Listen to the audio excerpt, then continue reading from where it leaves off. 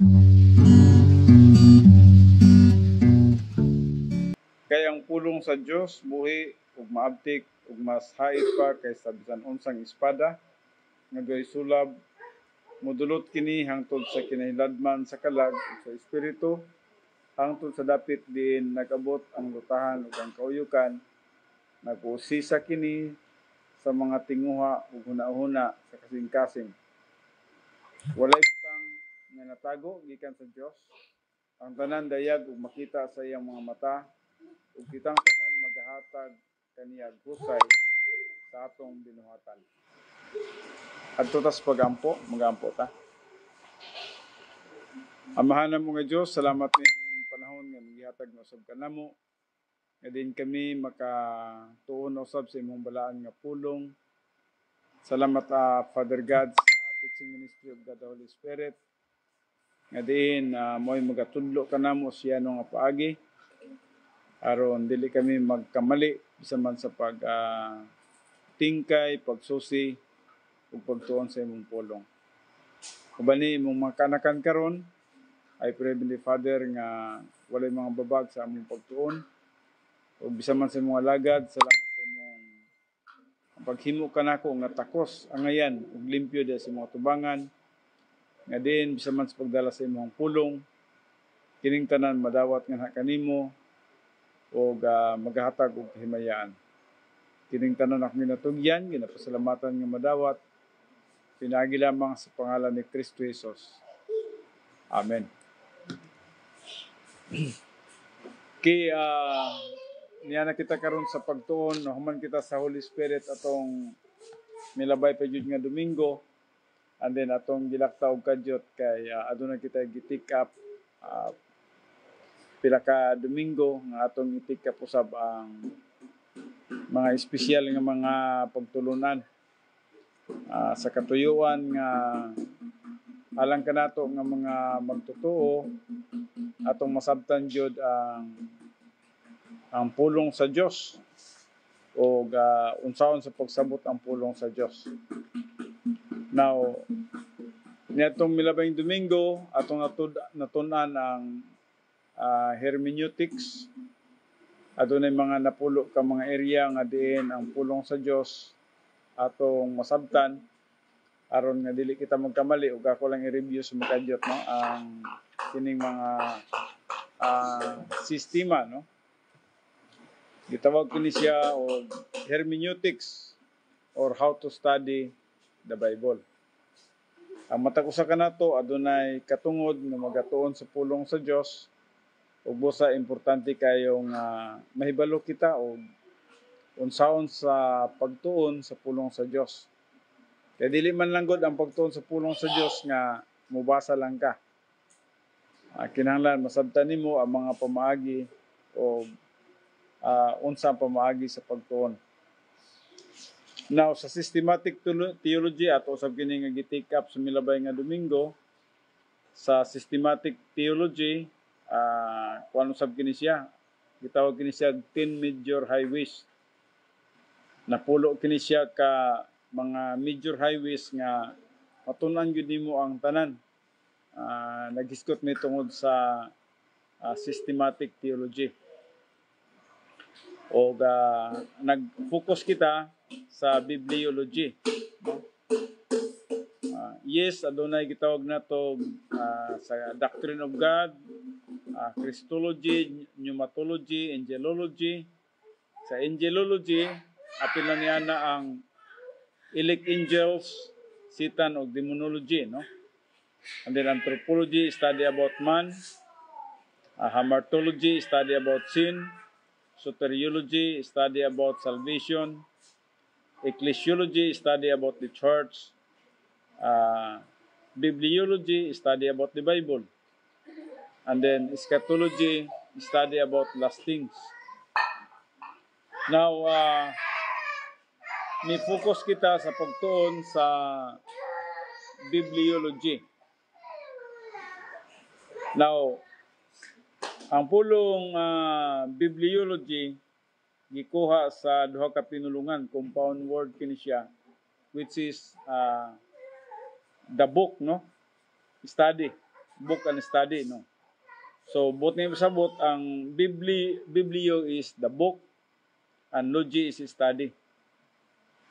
So, both sabot nga, ang Biblia di ay, atong ginatun-an kini siya, usa siya ka libro, nga composed of 66 books. 39 sa Old Testament, o 27 sa New Testament. So, ang equivalent niya is 66 books. Og diri sa bibliology, ato sa gitunan og how we got our Bible, og unsa nga ang Biblia atong naangkon karon, and then the next is how to study the Bible. Og mo kining gitawag natong hermeneutics. Sa hermeneutics, adunay mga butang nga dapat natong i-consider.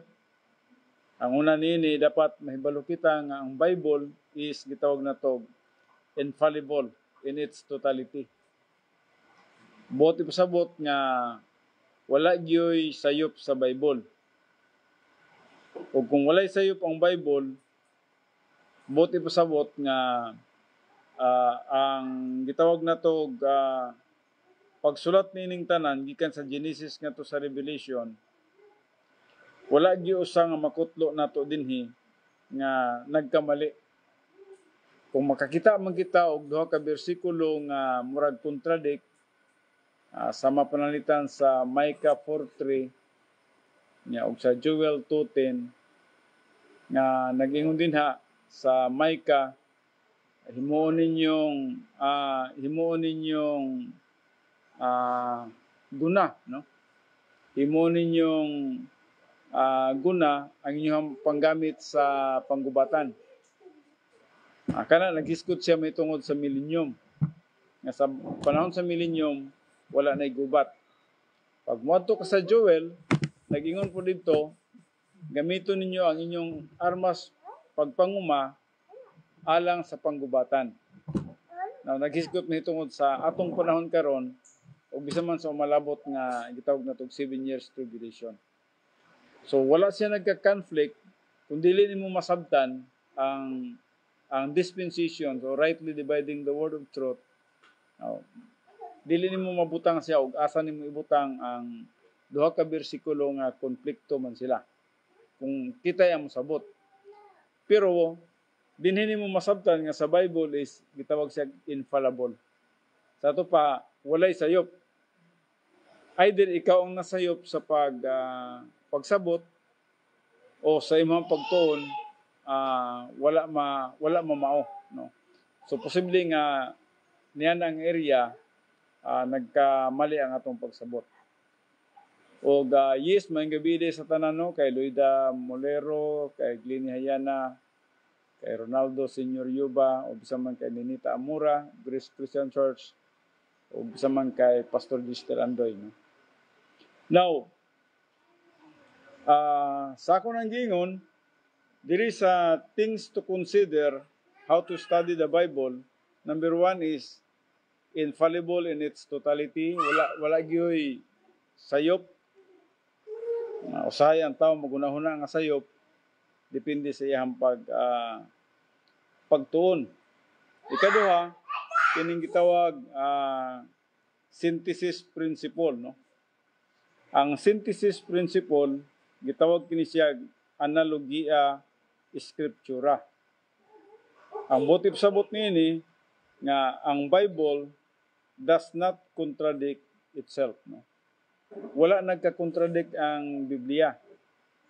So kung dili nimo masabtan ang Biblia, murag nag-contradict. Pero wala nag-contradict ang Biblia, ha. Ang pikas ug pikas, they are all revealed by God, inspired by God. O busa dili pwedeng ang usa ka statement sa pikas contradict sa pikas nga statement. Or else kung naghuna-huna kita nga contradict, against na kana siya sa gitawag natong hermeneutics, kining gitawag natong synthesis principles. Nga ang bot sabot wala gyud nagka-konflikto diha sa Biblia. And then ikatulo kining gitawag natong scriptura sola. So let the scripture interpret itself. Okay, importante kay kini siya. Isip mga magtutuon sa pulong sa Dios, dapat mabutang gyud nato ni siya sa tong panghuna kining gitawag Scriptura sola. Ang buti pasabot nini Scripture alone. Scripture alone ang atong pasultion. Dili kita ang interpret sa Scripture. Ug unsa ang gisulti sa Biblia, moy atong pasultion sa tuwa. Dili nato hatag laing meaning ug unsa man ang gisulti sa Biblia, or else mahimo siyang eisegesis. Ang eisegesis buti pasabot nga ang Word of God imong gi-interpret, gibutangan nimo sa imong kaugalingong panghuna-huna o kana mahimo siyang eisegesis. So diri gitawag sa scriptura sola, buti pasabot nga tugutan nato nga ang scripture mo'y makigistorya sa tuwa o mag-interpret sa scripture. Ang ikaupat kining gitawag contextual. Ang contextual mao kining gitawag nato understanding the context of the writings. So sa pagbasa nato sa Biblia dili lang basahon nato ang usa ka bersikulo, kundi basahon gyud nato ang whole context. Kaya kung dili nato mabasa ang whole context, dili nato makuha og unsay buti pasabot ni ana. So whole context gyud. O mo nang giingon sa prinsipyo sa contextualism nga a text without a context is proof text. Now siguro mingon mo asam taningita na nga pulong sa dictionary kanang proof text. Siguro kung mangita mo niya sa dictionary di kayo nyo na makita. Tungod kay theological term siya, no? Ug ang pulong proof text nagapasabot nga nagkuha lamang ikaw og teksto aron sa pagsuporta sa imong gituohan. No? Gitawag siya proof text. So wala nagpasabot nga nasabtan nimo ang pulong sa Dios ug unsang gisulti sa pulong sa Dios nga imong gituohan ug i-aplikar sa imong kinabuhi. Kundi gigamit nimo ang usa ka pulong sa Dios as a prophetic as a proptics. Ang number 5 kining gitawag nato isagogical. Now, ang isagogical na paminaw mo mga young people no kay importante kay ni sa inyo ha. Especially nga aduna mo yung mga gitawag nato mga uban nga mga area nga diin magatuon ka mas pulong sa Dios, no? So ang ikalima kining gitawag nato isagogical. Ang isagogical mo kining gitawag nato the history of writing. Now sa isagogical pag moingon kay tag the history of writing, apil na nini ang gitawag nato kinsa ang nagsulat, kinsa ang gisulatan, unsay purpose sa pagsulat, kaya na may pagsulat nga apologetic, na polemic, na greetings, no? So, apil na nini ang sa isagogical, no? Isagogical is the history of the writings, no?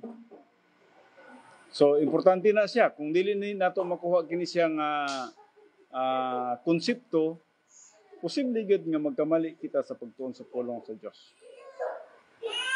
And then, ang ikaunom, kining gitawag na to categorical.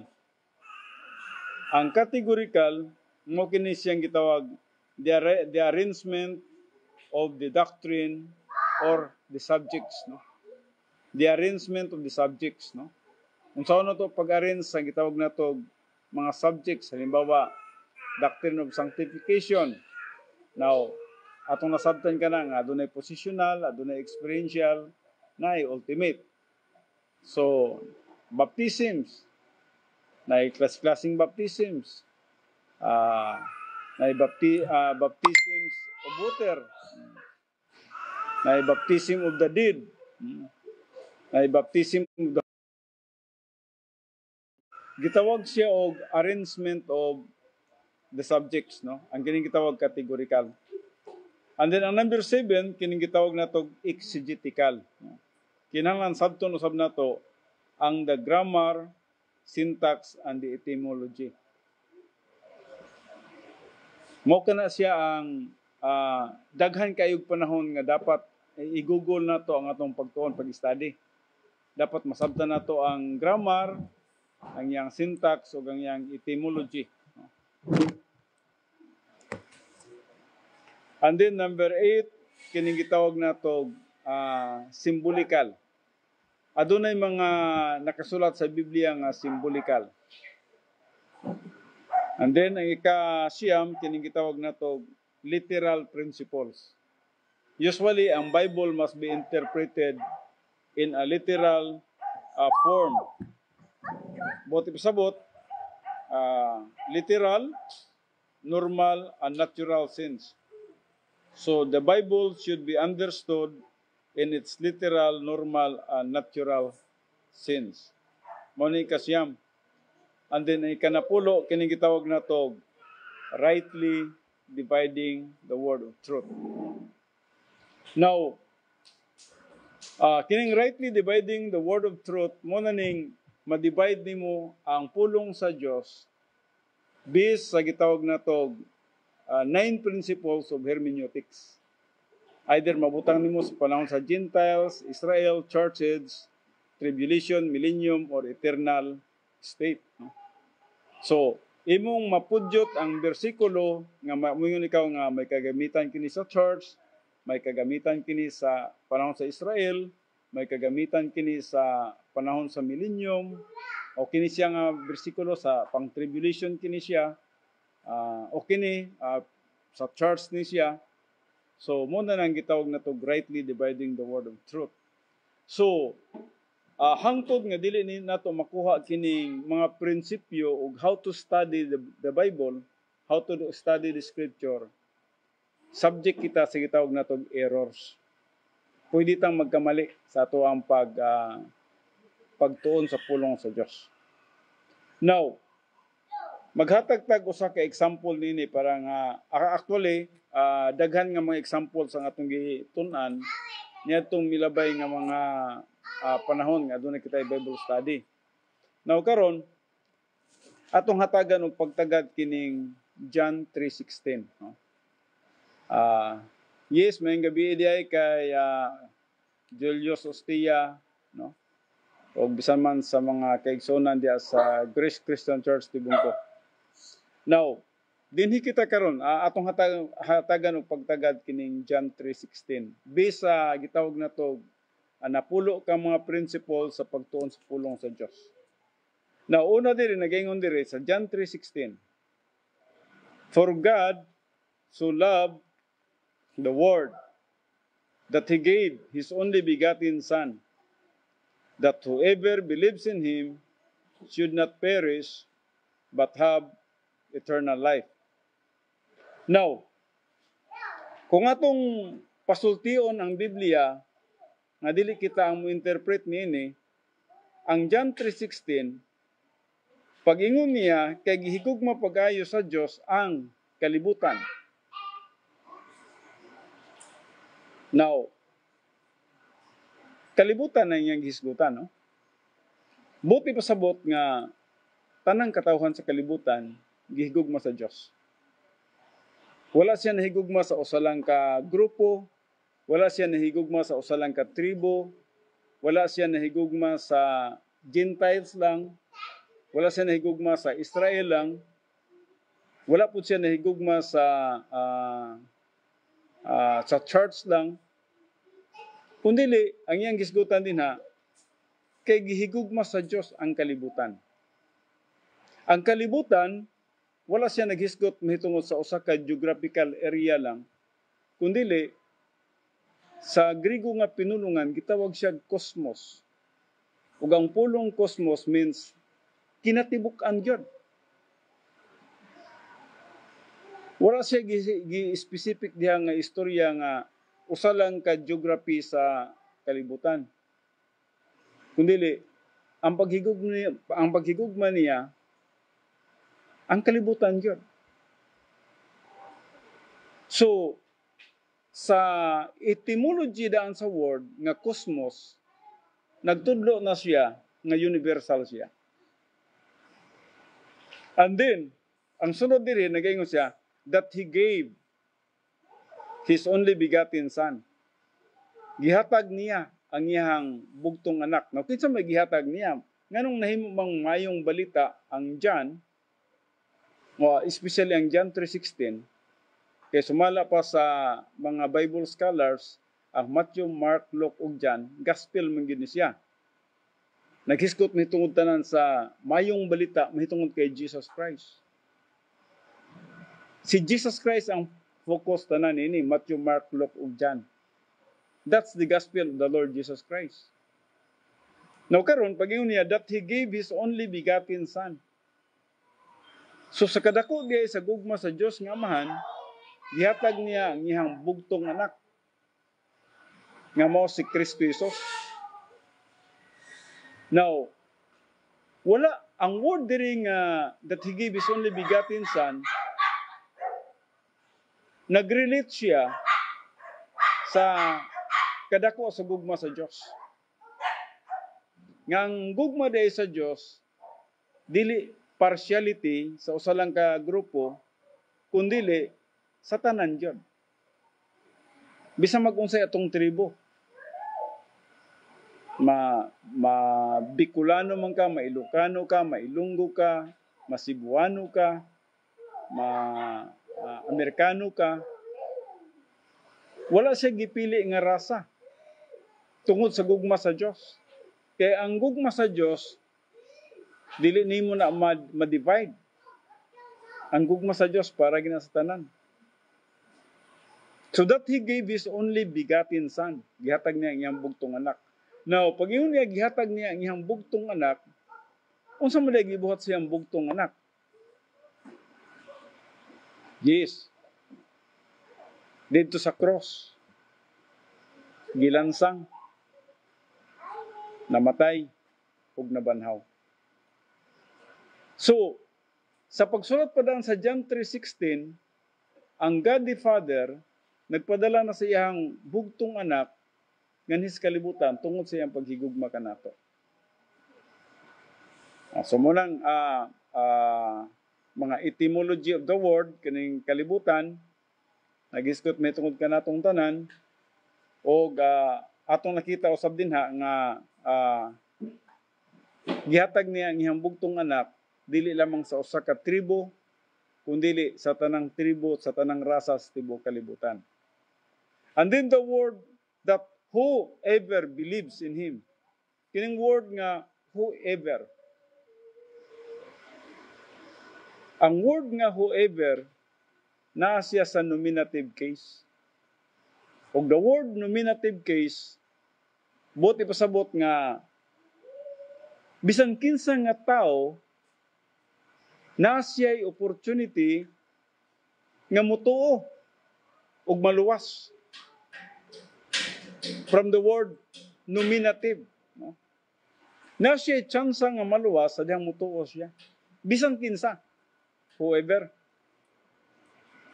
So, buti pasabot nga ang usa di katao na siya'y pagpili. O wala siya naghisgot mitungod sa usa lamang ka tribo, kundi naghisgot siya sa tanang mga tao sa tibuok kalibutan nga mutuog mo dawat kang Kristo Jesus, may kinabuhing dayon. So, that whoever believes in him should not perish, dili malaglag, dili mamatay, but have eternal life. So, buti pasabot nga good news siya. Gospel siya. Kaya ang gospel means good news. So, ang John 3:16 is gospel. Pero unsa siya nga gospel? Mayong balita siya sa tanang katawhan sa kalibutan. Nga diin, gipadala sa Dios nga Amahan tungod sa iyang paghigugma kanato.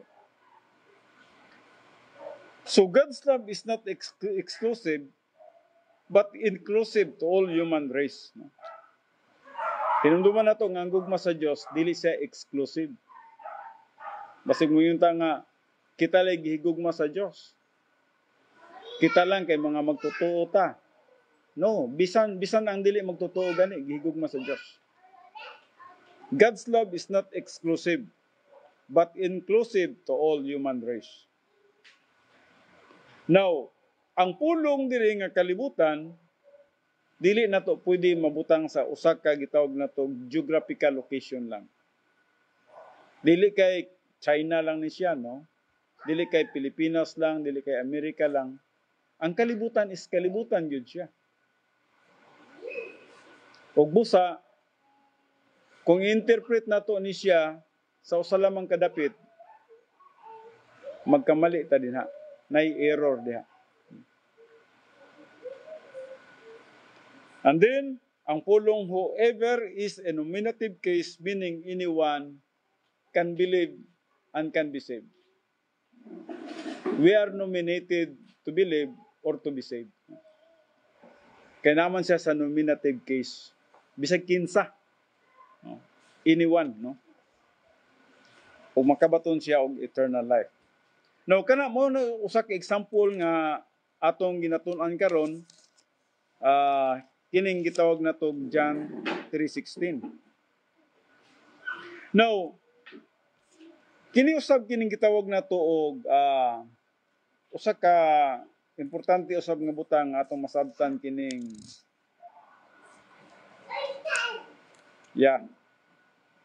kining Galatians, no? Kaya importante po ning Galatians, no?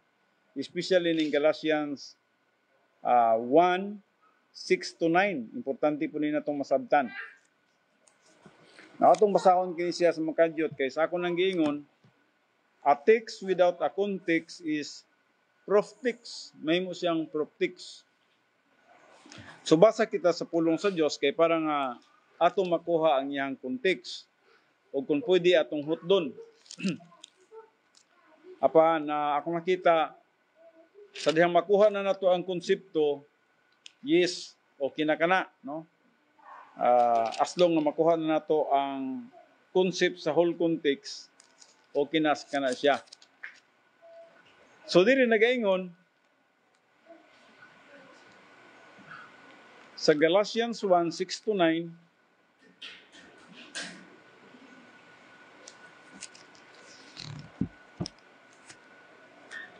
sorry kayo kay nawala ang akong eyeglass o naghulam na akong eyeglass, nag-adjust ko. Okay? Nagaingon din Nahibulong ako, Galatians 1:6-9, nahibulong ako nga sa kalit lamang mibiya kamo kaniya nga nagtawag kaninyo pinaagi sa grasya ni Kristo. Ug midawat kamo sa laing maayong balita, ang tinuod mao nga walay laing maayong balita.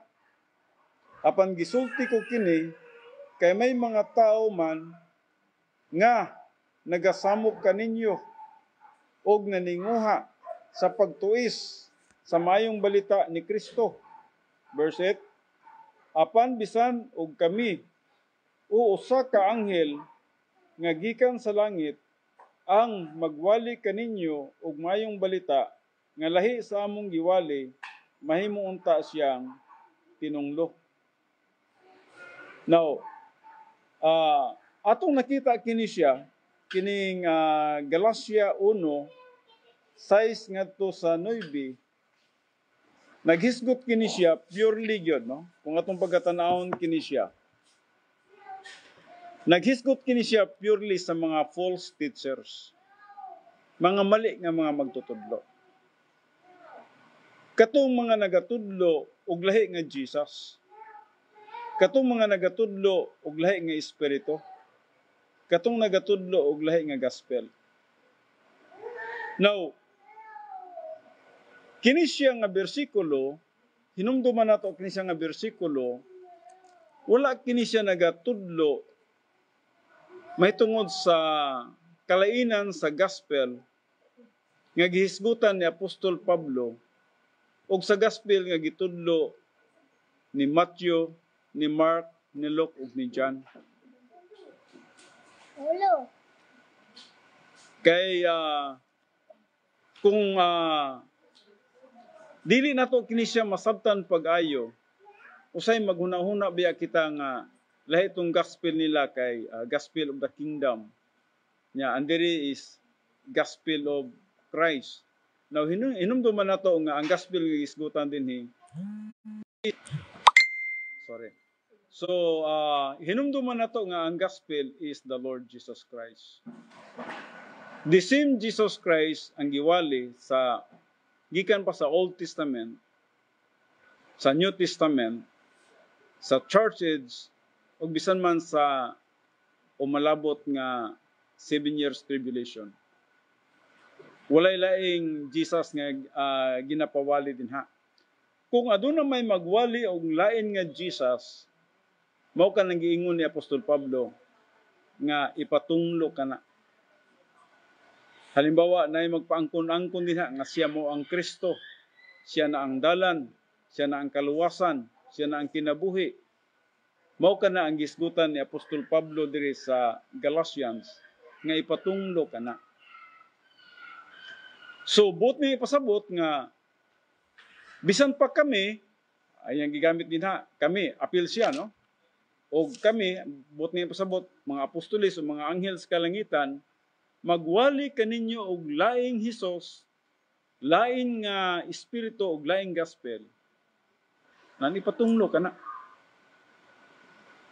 Now, buot ba nga ipasabot nga si Apostol Pablo nagwali og laing Jesus? Wala. Naibalo kita nga si Apostol Pablo giwali niya ang Jesus ngayang nahimamat sa Damascus. Giwali niya ang Jesus nga iyang nahimong magtutudlo sa Arabian Desert.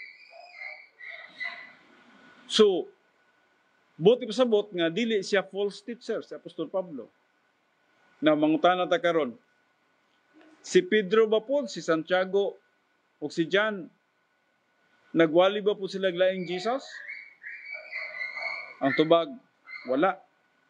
Ang ilang giwali po, si Jesus God. And in fact, diri sa Galatians, atong makita din sa Galatians chapter 2, 7 nga to sa 9, gi-emphasize ni Apostol Pablo diri, matod pa ni Apostol Pablo diri sa Galatians 2, 7 nga to sa 9,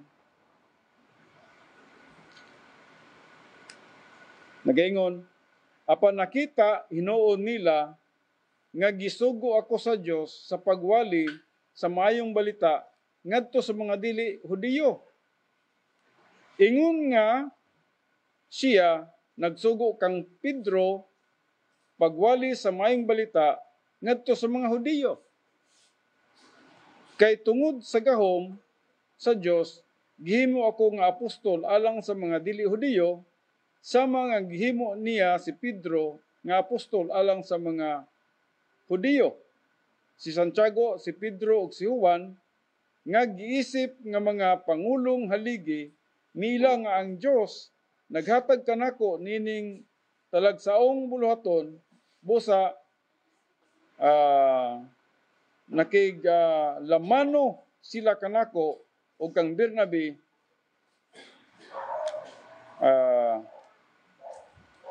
timailhan nga mga kauban kami sa buhat gikauyunan nga kami si Bernabe magbuhat uban sa mga dili Hudiyo ug sila sa mga Hudiyo. Now sorry gud kayo kay ang akong eyeglass no dili gud kay tin-aw ang kuan tungod sa dili ang akong eyeglass nawala nang hiram lang ko. Now diri kung basahon niyo pagayo ang Galatians 2:7 to 9. Atong makita din dili lang ta mo focus sa 7 kay kung sa 7 lang ta di na to masabtan. Buti pasabot nga si Apostol Pablo samtang nagasulat siya niini gi-confirm niya nga ang mayong balita nga giwali ni Pedro, ni Santiago ug ni John pareha sa iyang giwali nga gospel. Kung nagwali siya mahitungod kay Jesus nga iyang nakaplagan dito sa dalan sa Damascus, nahimo niyang mentor dito sa Arabia. Si Pedro, si James ug si John usab nagwali usab sa mayong balita. Pero lahi ang ilang geographical location. Tungod kay matud pa ni Pedro, sila ni Bernabe, unique ang ilaha kay dito sila sa mga hintel magwali sa mayong balita. Apan kini si Pedro, si Santiago ug si James para sa mga Hudiyo. But they are bringing the same gospel. In fact, ang gisgutan pa dinhi, naglamanuhanay pa sila. Naglamanuhanay sila nga diin silang Pedro ilang murag gikalipay nga ikaw Pablo ug Bernabe, okay? Uban mi sa inyong mission pagwali sa mayong balita sa mga hintel, sa mga uncircumcised, sa mga dili Hudiyo. Apan kami magwali pud mi dinhi sa mga Hudiyo. Now, kung atong pagatanawon kini siya nga konteksto mga kaigsuonan, buti pasabot nga wala gyud magkasumpaki ang mayong balita ni Apostol Pablo ug mayong balita usab ni Pedro, ni Santiago ug ni Juan. They are bringing the same gospel. Ang ilang gidala nga mayong balita susama ra ang balita mihitungod kang Kristo Jesus. And in fact, gitudlo sab kini ni Jesus Christ. O gani nagkutlo pa si Jesus Christ nga mao kining nasulat ni Moses, mao kining nasulat sa mga salmo o bisan man sa mga propeta. Bisan pa sa Old Testament nasulat na ni siya. So, dili di different gospel nga gisgutan dinhi nga lahi ang gospel ni Matthew, Mark, Luke ug John og sa gospel ni Paul. Ang gisgutan di ay ni Pablo diri nga different gospel. Mao day kadtong mga tao nga magwali nga moingon ako na ang Kristo. Tuhi ko ninyo. Ako na ang manluluwas. Ako na ang katapusan nga mopirma sa inyong kalag. Pag makadungog mo niya na, mo nang gisgutan ni Apostol Pablo. In fact, kung atong tiwason pagbasa ang Galatians 2, gipasabot niya ang tinuod yun ng mga false teachers. Katong mga nagawali o another Jesus. Na mo niyang gisgutan sa 2 Corinthians 11:4. Nga nagaingon siya, for if one comes and preaches another Jesus, kini ang iyang gisgutan. Katong mga nagawali o another Jesus, whom we have not preached, bot pasabot. Katong dili Jesus nga atong nga among ginawali. Nganong nagagamit siya whom we have not preached, bot pasabot. Kung aduna may nagwali og laing Jesus dinha, nga wala namo giwali, kinsa may kauban niya si Bernabe, sila ni Peter, sila James ug si John, mo kana nga gospel ang gisgutan, or you receive a different spirit. Nagpasabot, lahi nga espiritu. Now, basta dili si Jesus Christ nga tinuod, lahi na siya nga espiritu, which you have not received. And then, or a different gospel, which you have not accepted. Different gospel. Unsa mang different gospel? Katong mga nagwali na og lain nga mga balita. Ang gisgutan ni Apostol Pablo din sa 2 Corinthians 11:4, kung basahon po din mo ang tanan, kining context gyud, naghisgot gyapon siya mahitungod sa false teachers. Katong mga Judaizers, mga Hudiyo, nga nagatudlo po sila nga ang ilang gihuna-huna nga kinahanglan ang tao magsunod sa balaod parang maluwas. So ang mayong balita nila, ang balaod, dili ang grasya. O mao ka nang gisaysay usab ni Apostol Pablo diri sa gitawag nato 2 Corinthians 11:4. Preaches another Jesus, meaning not the same Jesus that Apostle Paul and the apostles preaches, no? Kaya dili pwede nga lahi ang gospel ni Apostol Pablo sa mga apostoles. Nga din, ang nagpadayag nilang tanan si Jesus Christ lang. Yes, gipadayagat po si Apostol Pablo sa diyang naluwas siya dito sa dalan sa Damascus. Pero, the same revelation ang gipadayag siya sa mayong balita. Galing pinasahi si Apostol Pablo tungod kay siya gipadala ngadto sa mga Hintil. Apan si Pedro og si Santiago og si Juan gipadala ngadto sa mga Hintil. So nagagamit siya diri og pronoun nga we. Now nganong nagagamit siya og pronoun nga we? Matud pa niya whom we have not preached. Buot ni pasabot nga nasay kauban. Now kinsa may kauban nga wala nagwali nining dili tinuod nga Jesus. Sila ni Apostol Pablo. Sila ni Pedro, sila ni James ug John. Mao ni silang wala nagwali sa katong dili tinuod nga Jesus. Ang giwali nila ang tinuod nga Jesus. Ang tinuod nga gospel nga ilang giwali mo si Jesus Christ.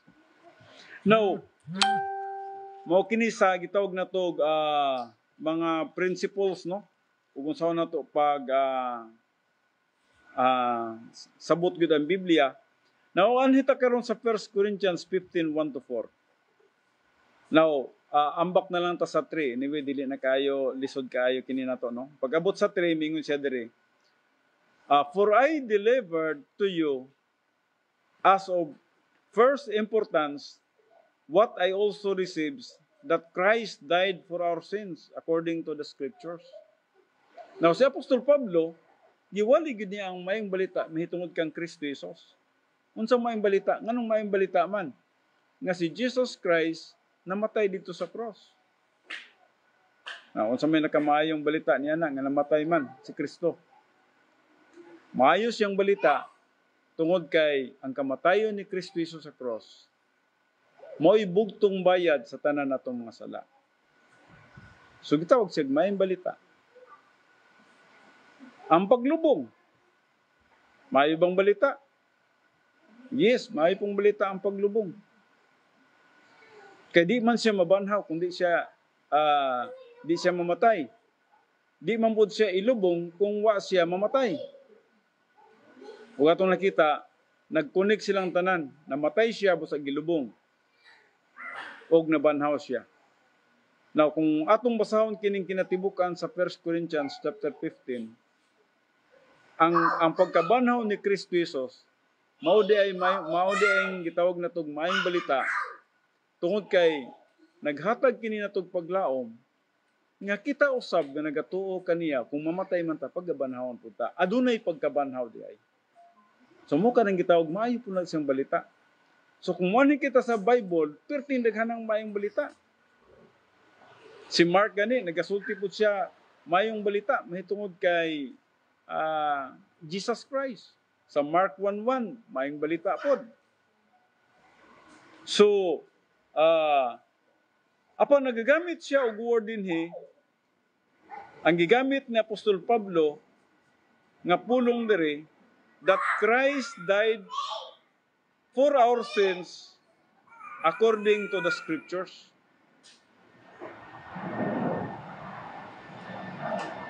Padiyon sa natong eroplano, ha?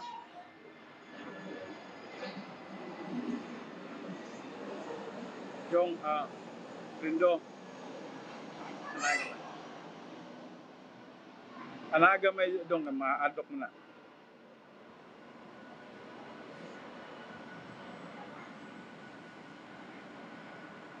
Okay, so disturbo gamay no kanay eroplano no. So nagaingon din pag-ingon din that Christ died for our sins according to the Scriptures. Nagagamit siya according to the Scriptures. Meaning nga kini diayng mayong balita nga nakasulat diri sa 1 Corinthians 15:1-4 nga gisulat ni Apostol Pablo. Gikutlo niya kini siya sa uban pang mga scriptures.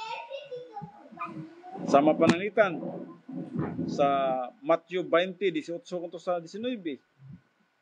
Lucas 9:22. Lucas 9:18. Lucas 18:31-32. Lucas 24:25-27. Lucas 24:44-47. O bisan man sa Acts 26:22-23. Or Acts 2:25-31.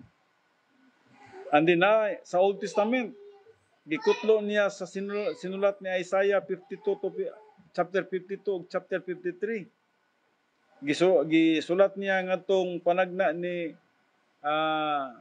ni Isaiah o kay David sa Salmo, sa Psalms 22, o usab kang Moses sa Genesis padaan. Gisulat na ni Moses nga aduna gyoy kahoy nga pagatutukan sa dihang nakasala sila ni Adan ug si Iba, nga kung mututok sila sa kahoy, sa gihapon maluwas sila. So, bisan man sa Old Testament time, ang grasya sa Dios ana gihapon sa ilahang panahon.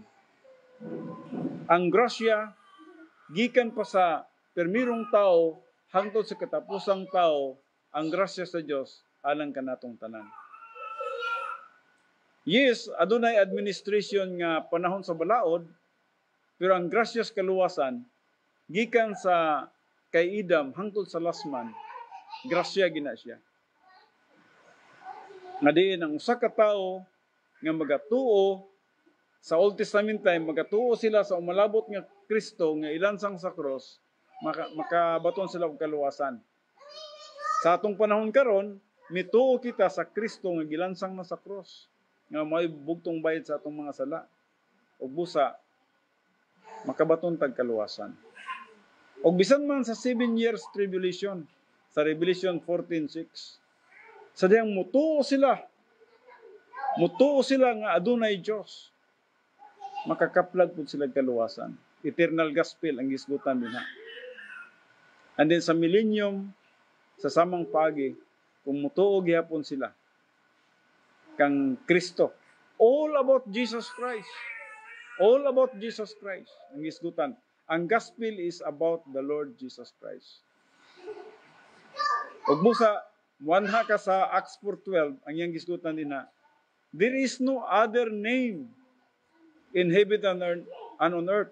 Wala na laing ngalan sa silong sa langit ug sa yuta nga diin ang tao mamalwas kung dili pinaagi lamang sa pangalan ni Kristo Jesus. Once you believe in Jesus Christ as your Lord and Savior, you will be saved. Sa bisan asa man ka nga panahon. So, sa verse 4, mingon siya, and that he was buried, and that he was raised on the third day, according to the scriptures. Gamit na po siya, according to the scriptures. So si Apostol Pablo, sige gamit siya according to the scriptures. So buti pasabot nga, sa diyang nagagamit niya siya according to the scriptures, ipasabot niya nga, kini nga gospel, wala magsugod sa iya kung dili, naana ni siya, sa wala pa siya maluwas. Ang gospel, ana-ana, sa wala pa siya maluwas. Naana, sa gitawag na to, panahon pa sa Old Testament time, New Testament, sa church age, sa atong panahon karon, ug bisa man sa umalabot. Hinumduman na to nga ang kaluwasan is grasya gyud. Sa tanan nga dispensasyon. Sa tanan nga dispensasyon. So, pagtuo lang gyud sa kang Kristo Jesus ang pamaagis kaluwasan. Now, adunay uban nga mga butang dinhi nga hatagan sab nato pagsabot, no? Kining sa Roma 1:1 ug bisa man sa Roma 16:25 ug bisa man sa Roma 2:16, kay napoy gisulat diri ni Apostol Pablo nagaingon si Apostol Pablo, when Paul said, may gospel. So nagagamit po diri si Apostol Pablo og gospel no sa Roma 2, especially sa Roma 2:16.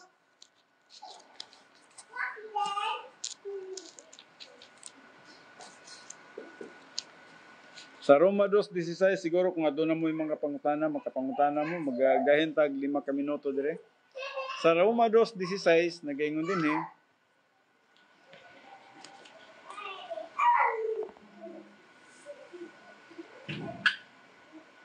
sumala sa mayong balita nga akong giwali man kini ang mao kini ang mahitabo unya niadtong adlaw nga ang Dios pinagi kang Hesukristo maghukom sa tinagong mga hunahuna sa mga tao. Now, diri ang pulong nga may gospel, wala nagpasabot diri nga kang Apostol Pablo nga gospel. Kasi kini nga gospel, ang word nga may gospel diri, naa siya sa gitawag na to genitive case. Dili possessive. Buti pasabot nga nadawat lang ni Apostol Pablo og iyahang giwali. Ang mayong balita nga akong giwali, yun na ang pagka-istorya. Og dili nagpasabot nga ako kining mayong balita. Wala nagana si Apostol Pablo. Kundi ang mayong balita akong giwali. Mao kana ang buti pasabot. Kaya dili man siya sa possessive. Kung possessive siguro, moingon nata nga mo na ang mayong balita ni Apostol Pablo. Pero kay mingon man siya, kung umoto ta sa grammar, sa genitive man siya, ug busa dili na to masabtan kining tanan, genitive tanan. Roma 2:16, Roma 1:1, Roma 16:25, silang tanan na naa sa gitawag na to genitive case. Buti pasabot nga ang giwali ni Apostol Pablo, nagwali siya sa mayong balita. O nga ng panahon na, sama ra nga mingon siya nga, ang mayong balita nga akong giwali kaninyo, mo nang akong giwali, mo nang kung mubasa ta sa English, may gospel. May gospel ang atong pagbasa. O say magunaw-una kita nga, asato pa, mo gid ni ang mayong balita ni Apostol Pablo. Now, hinumduman na to, nga wala pa maluwas si Apostol Pablo, nanay gospel. Nana ang mayong balita. O gigo na lang nagawali si Apostol Pablo sa gitawag na to, mayong balita, sa dihang nasabtan na usab niya, na-revealed na po sa iyang mayong balita, sama po sa gi-revealed sa mga apostoles nga una niya, pareha sila gipadaygan sa mayong balita ug giwali pod niya. Mo nang ang mayong balita akong giwali. Mo nang pagabot diri sa Roma 2, gwapo kay kini siya nga translation, mao gini siya ang nagsulti sa genitive case kining sa Cebuano. Nga matud pa niya dinhi, akong babasahon pag-usab. Hindi mo klaro. Sumala sa mayong balita nga akong giwali, mao kini ang mahitabo. Sumato pa niya, sumala sa mayong balita nga akong giwali. Mao gini ang correct nga interpretation gyud sa genitive case. O unsa iyang sulti? Balik ko nako. Sumala sa mayong balita nga akong giwali. Mayong balita nga akong giwali. So wala siya nagingon nga akong balita ni. Gipadayag ni sa kuha nga balita no. Nakaplagan niya ang mayong balita ug sa dihang nakaplagan niya ang mayong balita iyang giwali. So na siya sa genitive case. Well, napatay daghang mga bersikulo nga atong pagatun-an pa gyud no. Roma 16 apan naay mga pangutana atong i-entertain kadyot ni mga pangutana. Salamat sa inyong mga pangutana no. Okay,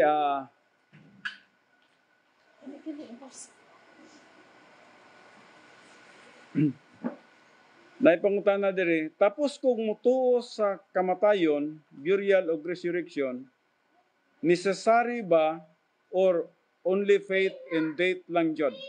Now, salamat nini nga pangutana, no? Ang iyang gisgutan din kung mutuo lang sa kamatayon,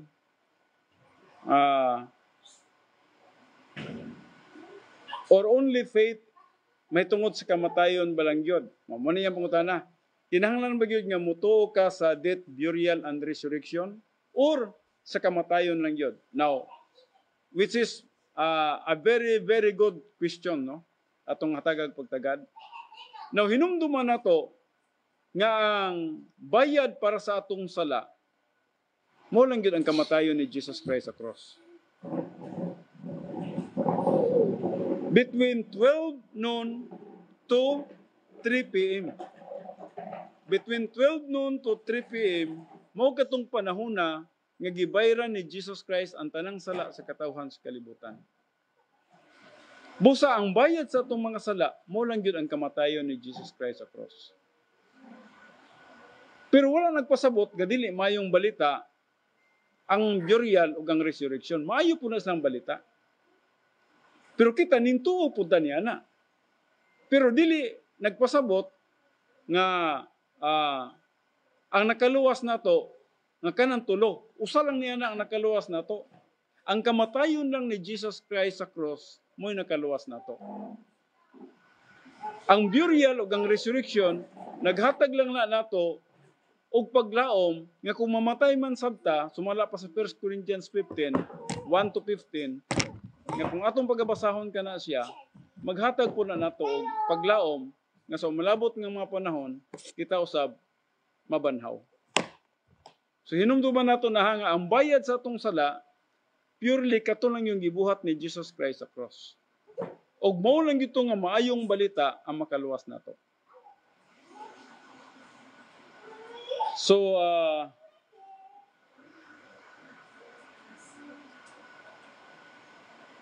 napailaing, unsa pa ni?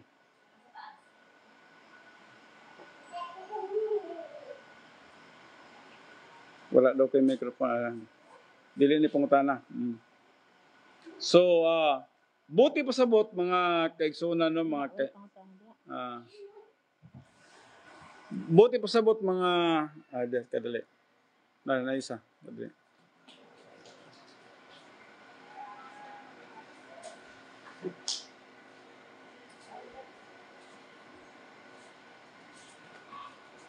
Na ba? Wala.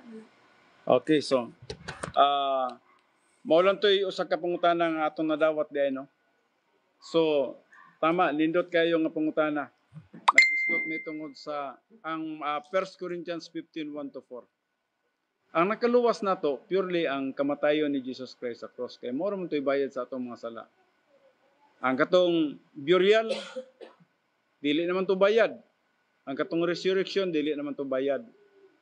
Naghatag lang to sila na to. Nituog gihapon ta niya na mayong balita na siya. Nga diin, nabanhaw si Jesus Christ. Kaya naghatag na to og gitawag na to og paglaom nga kita usab pagkabanhawon sa umalabot nga mga panahon. Kaya kung dili ta mo to og pagkabanhaw unsa mitabo, mura lag useless lang nga atong pagtuo kung wa man lay pagkabanhaw. Mo nagisgutan sa 1 Corinthians 15. Pero ang bayad sa sala, ang kamatayon ng ni Kristo Jesus. Mao lang gina ang nakaluwas na to. Or else, basi magunahon na puta nga dugangan na po na to ang kamatayon ni Jesus Christ sa cross para sa atong kaluwasan. Dili na madugangan ang kamatayon ni Jesus Christ sa cross. Ang kamatayon ni Jesus Christ sa cross, when He said, it is finished, finished na job. So wala na ilabot tong burial, want to ilabot ang resurrection sa kaluwasan. Though it is good news gihapon, apan katong nga klase nga good news, ato gihapon tong gituhan para sa atong paglaom na someday kita usab pagabanhawon. Okay, salamat kayo na nag-ingon si Mary Grace Palapan, hinay kayo imo audio pastor. Okay, kadali. Ang pisto ba sa Christian way of life kay kang Apostle Paul, epistles mag-focus? No, gwapo ni, no? Naipangutan na diri ang pisto ba sa Christian way of life focus kay Apostol Paul. Yes, kung atong pagkatanahon, ang spiritual life almost naka-focus kay Apostol Paul yun. Tinuod ka na siya. Human nga mituo kita sa kamatayon ni Jesus Christ sa cross, o nakakaplag kita sa kaluwasan, pagkahuman niya na is, gitawag na natog Pisto plan of God. Muna ning Christian way of life. Sa Christian way of life, maghisgot kita og spiritual life, yes, halos ka nang gisulatan na ni Apostol Pablo din ha, gikan sa Romans ngadto sa Philemon, adunay dako kayong kagamitan sa ato ang kinabuhi, sa atong Christian way of life.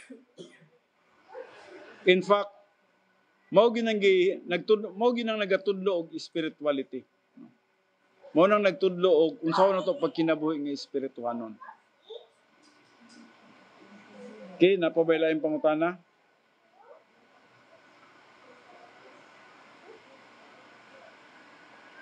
Napabaylain.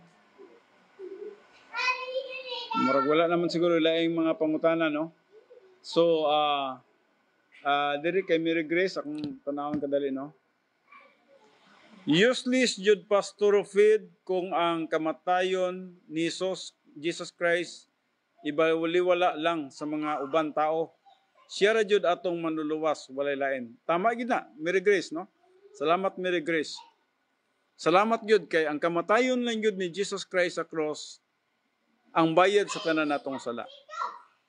Sa dihang namatay siya dito sa cross, sa wala pa siya mamatay, ang katapusan niyang word, it is finished. Kanang word, it is finished diha natapos ang iyang pagsulbad sa atong kasalanan. Paghatag ka nato og gitawag nato paghatag nato og katubsanan sa tanan natong mga sala. So dito na human sa cross, dito na human ang tanang mga tao nga mutuo sa kamatayon ni Jesus Christ sa cross, maluwas gyud. Pero mo lagi na package man gud na. Sa diyang mituo ta sa gitawag nato kamatayon ni Jesus Christ sa cross, mutuo pud gyud ta nga gilubong siya, mutuo pud ta nga nabanhaw siya. So mo nang naghatag natong paglaom.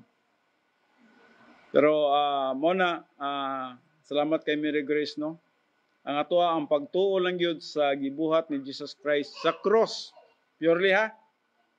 Pagtuo sa gibuhat ni Jesus Christ sa cross. Mo'y nakahatag ka nato og kaluwasan. Mo na gitawag nato og maayong balita. Nga di nang usa ka tawo maluwas siya sa dahing mituo siya sa purely buhat ni Jesus Christ sa cross. Pag it is finished, humana, di na kinahanglan dugangan. Ang burial ug ang resurrection, kuha na lang na siya. Gitawag na to mayong balita mahitungod sa atong paglaom. Someday, kung mamatay man ta, di pa mag-rapture, paggabanhawon sabta. Which is good news gyapon.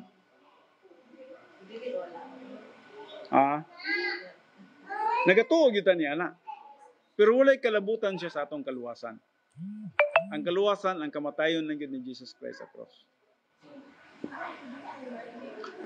Okay, so wala naman siguro yung mga pangutana o akong nakita, murag tama na po ang atong oras, milapas na itagamay. Busa maghatag na lang ko ninyo og pagpasalamat. Salamat sa inyo ang mga pangutana. Salamat sa inyo ang mga comments. Salamat sa inyong pagpaminaw. O sa Diyos ang himaya sa panahon nga iyang gihatagan ni kanato. Magampo ta, magatapos tas pagampo. Amahan namo nga Dios nining kagabhion, kami magahatag sa among pagpasalamat, pagtayg, paghimaya nga na kanimo tungod sa imong pulong nga nagalihok gyud sa among makinabuhi, nagkatudlo ka namo ug unsaon namo sa pagkinabuhi base sa imong pulong. Salamat sa imong grasya, sa imong gugma, sa imong kaayo, nga diin ikaw gyud ang nagahatag kanamo kaluwasan. Pinagi lamang sa imong buhat sa cross. Ug kining tanan akong ginatugyan, akong ginapasalamatan nga madawat ang tanan nga mga bisan man desire sa imong makanakan. na makakaton sa imong pulong. Salamat, Father God, sa imong pagtabang kanamong tanan. Kini akong ginatugyan, pinagi lamang sa pangalan ni Kristo Jesus, atong Ginoo ug atong manluluwas. Amen.